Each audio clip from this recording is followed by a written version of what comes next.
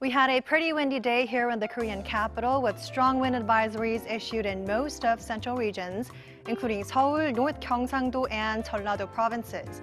In Gangwon-do province, additional wind warning has been placed, and strong winds of up to 20 meters per second are expected in inland and coastal areas tonight, so please take extra care when managing outdoor facilities. Along with the strong winds, there will also be inflow of fine dust from overseas as well. Fine dust concentrations have already started to rise in some southern regions. Levels are expected to rise in the Seoul metropolitan area and by late tonight and will expand nationwide. Tomorrow we'll have mostly cloudy skies. Morning temperatures in Seoul and Daegu will be at 4 degrees Celsius. We'll have a chillier daytime tomorrow with Seoul at 9 degrees, Gwangju at 12, and Busan at 15. During the day tomorrow, Beijing will have plenty of sun and Tokyo will have light showers. I'll leave you the weather conditions around the world.